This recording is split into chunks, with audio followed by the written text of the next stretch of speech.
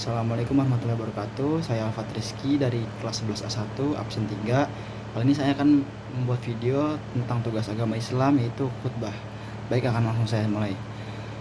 Alhamdulillahillazi aslaha domaira wa naqasa raira fahadal qalba haira ila tariqi aula basira wa ashhadu an la ilaha illallah wahdahu la syarika lahu wa ashhadu anna sayyidina Muhammadar Rasulullah anqa alamina saritan wa azkahum sira wa ala alihi wa sahbihi wa man sari'a hadihi illa yaumiddin. Ya ayyuhalladzina amanu taqullaha haqqa tuqatihi wa la tamutunna illa wa antum muslimun.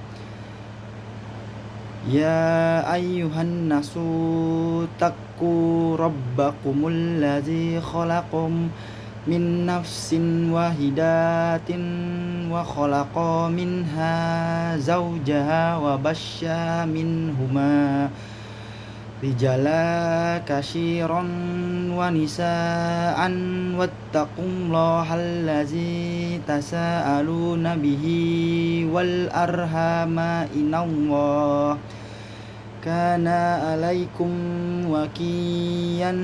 Ya ayyuhalladzina amanu taqullaha wattaqullaha qawla sadid yuslih lakum a'malakum wa yaghfir lakum dzunubakum wa man yuti'illaha wa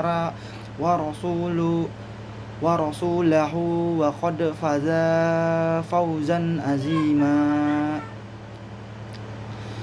Hadirin rahimakumullah, marilah kita kembali memanjatkan puja dan puji syukur kita kepada Allah Subhanahu wa taala atas semua nikmatnya yang dikaruniakannya kepada kita. Kita membutuhkan karunia-Nya, Allah selalu memberikannya, maka kita harus selalu bersyukur. Nikmat terbesar yang wajib kita syukuri adalah nikmat iman dan Islam. Rasulullah SAW mengabarkan kepada kita bahwa Islam dan iman merupakan modal utama seseorang untuk masuk surga. Dalam hadis sahih riwayat Imam Muslim, Nabi Muhammad SAW bersabda, Annallaha yadkhulu jannata illa nafsun muslimah, yang artinya sesungguhnya tidak akan masuk surga kecuali jiwa yang muslim. Dalam riwayat lain disebutkan tidak akan masuk surga kecuali jiwa yang mukmin. Hadis riwayat Bukhari dan Muslim. Hadirin rahimakumullah, menjadi seorang muslim sejati tidaklah cukup dengan ucapan dan klaim saja. Setidaknya seseorang harus memiliki 3 sifat. Pertama, al-yakin, yaitu percaya dan mantap kepada Allah Subhanahu wa taala, Rasulullah dan agama Islam. 3 hal ini merupakan materi utama yang akan ditanyakan oleh malaikat di alam barzah nanti. Di antara sekian banyak masalah, hanya 3 ini saja yang akan ditanyakan oleh malaikat di alam barzah. Hadirin rahimakumullah, kedudukan al-yakin sangat tinggi di sisi Allah Subhanahu wa taala. Ibnu Qayyim al-Jauziyah dalam kitabnya Madarijus Shalikin bab Manzilatul Yakin menyebutkan beberapa ayat tentang kedudukan yakin.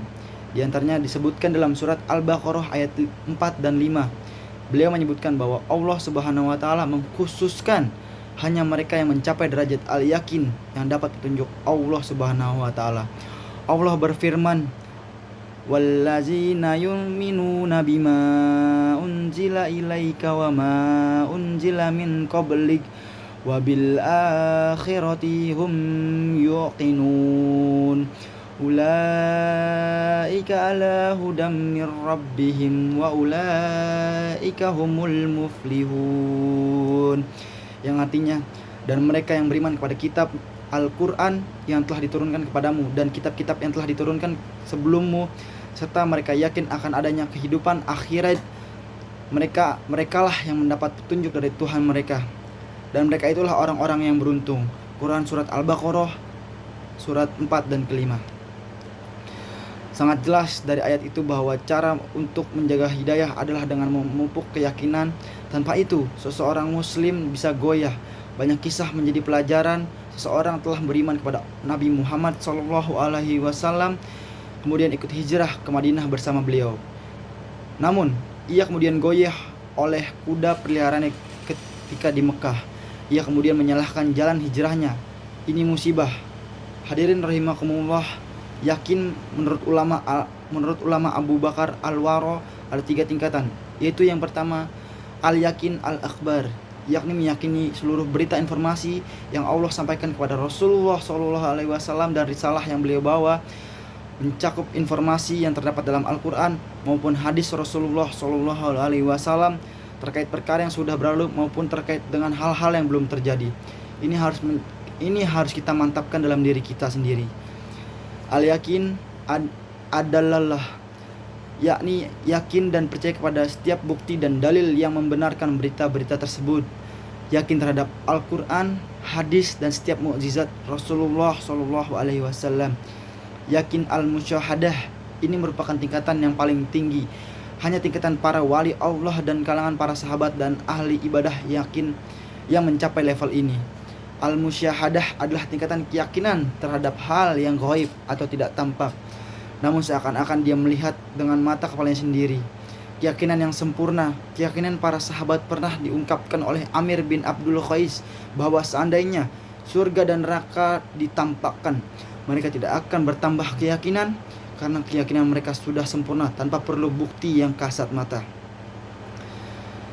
Hadirin rahimakumullah, kedua sifat at-taslim, yaitu berserah diri kepada Allah Subhanahu wa taala, kepada Rasulnya dan kepada agamanya.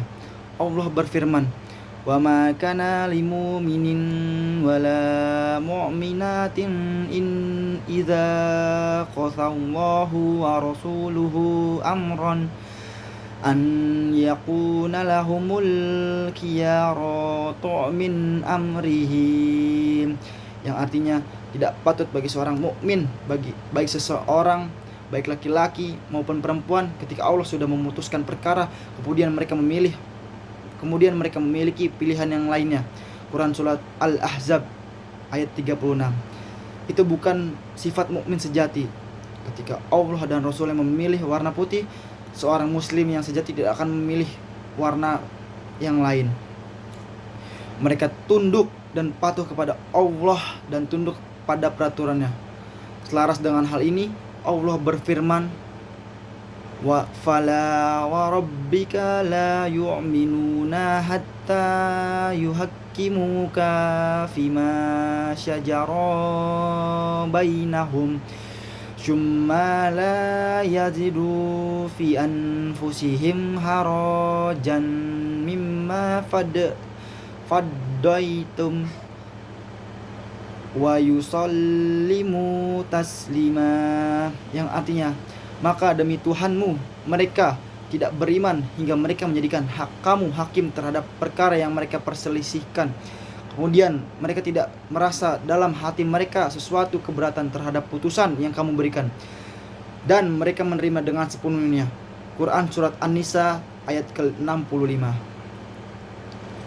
Hadirin rahimakumullah, sifat muslim ketiga yaitu at-tadiyah atau rela berkorban, yakni rela berkorban di jalan Allah karena sesungguhnya iman itu menuntut cinta dan cinta itu menuntut pengorbanan.